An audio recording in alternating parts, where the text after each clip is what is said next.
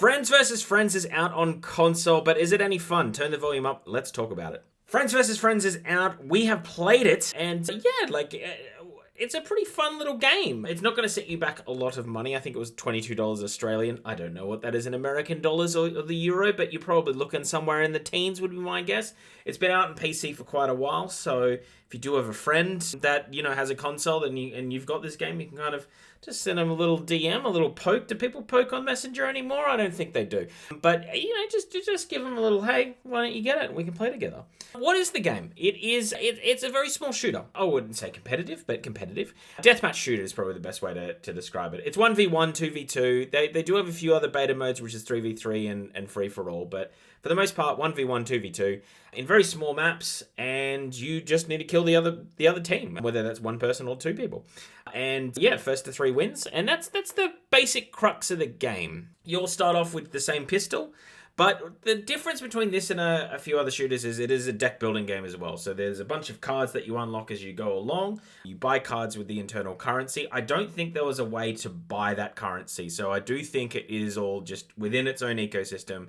It's not like the second you see packs and you need to unlock cards, you do start to worry a little bit. But no, it didn't seem to be any microtransactions in this game, at least by what I could see. I could be wrong there. I wasn't really trying to sniff it out, but we played for a fair few hours last night. We unlocked quite a few things, so you don't need to be competitive. To be competitive, you don't need to unlock or spend money on a bunch of packs, which is quite refreshing in a game.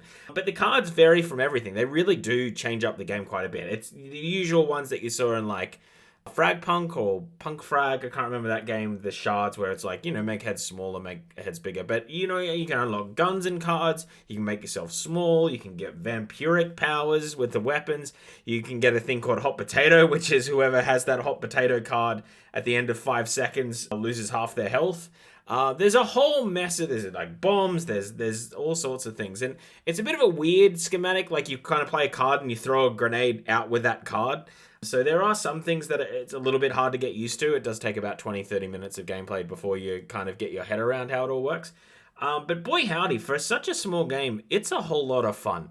There are some drawbacks with it. I'm not going to lie, it's not completely optimized for console. I was having a lot of problems last night. The first hour that I was playing, I got a lot of lag, I got a little stunting in fights. I resetted the game, that seemed to fix things, but I had a few game crashes as well, 3 different times, and just some things that didn't quite work properly. There's probably a patch coming in the next few days to alleviate those efforts, but for a game that was $22 Australian, I'm not really going to complain if it's not 100%. For the most part, it was there. Like, it was just very small little things where the game would crash and I have to reload it, but I can live with that. The laggy hour, that was a bit rough, but then, we really hit our stride and had a lot of fun. A lot of it, we just played 1v1. It was just myself and my brother, who's the other person in the channel, and we just had a riot, pretty much. It was just us two just trying to beat each other.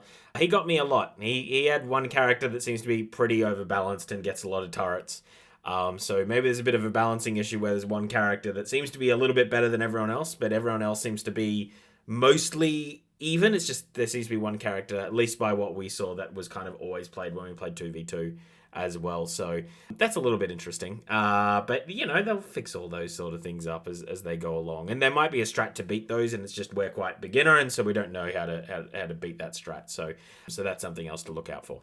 But yeah, ultimately, the game was a real riot. Like, for such a simple shooter, and it really has that, cartoony comic book feel, artistry to it, that I was a little bit worried going into it about, just because a lot of those games, they've gone that kind of Fortnite route, really are set for kids. This isn't that at all. It's just an art style that they've gone with, and I found it quite aesthetically pleasing, to be honest. It really didn't take away from the game in any way, shape, or form, and the game handles quite well. Once we kind of got around a few of the kinks and issues, the weapons feel quite solid. When you do pull off something in a game and get a win, especially in that last round, it is quite euphoric. You get that feeling of yes, I did something, because the skill level in this game is, I wouldn't say it's super high, but it is high-ish. You need to be able to definitely shoot a gun without auto aim quite well, just because of the way the way it all works in these small sort of Counter-Strike methods of games where where it's just you and someone else, or a very small map, and it's just you guys in an ecosystem. It really does mean that the skill level when you're shooting needs to be quite high compared to a Call of Duty or even like a Splitgate or one of those kind of games that I've played more recently in that sort of deathmatch genre. There aren't a ton of game modes, but there are a lot of cards. I think there's over 100, and then you can unlock more to level them up to make them even stronger. So yeah, like I said, we've played, I think we're about 8 hours in now. We've played kind of everything that's to offer with the game, so we're definitely at the point where we can definitely do a review and talk about it. But there's still a lot more game there. The achievements in it look rough. Like, if you are an achievement hunter and you kind of want 100% completionist, there's something, unless you're very good at shooter, there's an achievement to get 25 wins in a row. And I don't think that you can do that against bots or computers. So that's rough. That's a real rough one, I think. So, I guess we'll see how many people end up just grinding that or just getting in touch with someone else and just going 25-25. So, yeah. So, there are some awkward achievements in there. But for the rest of it, the game is really, really solid. There's a lot of cosmetics to unlock when it comes to deck packs or characters, to build through. Again, you don't have to buy them. You just kind of unlock them. I think the internal money that you get from wins and losses to buy new packs, to constantly feel that sense of like progress, that's quite well defined. I would like to maybe unlock a pack, maybe one game a bit quicker, but if that's my biggest gripe, then you're probably roughly, at the right amount of mark. I'd say the developer would probably want you to play one more game before they get there, and the consumer would probably want to play one less. So I'd say they've probably hit that mark quite well. And just, yeah, the gameplay and the mechanics is just fun. Like the maps and the map designs and the variety of the maps too is quite real as well. It's not the same two maps. I think there's about 14, and a lot of them are very different and varied. They have a lot of like leveled combat. There's one where it's just like 8 cars that are just driving. You can't jump off the cars or else you lose health. There's another one where it's in a subway tunnel and there's trains going across. If you get hit by a train, you'd instant die.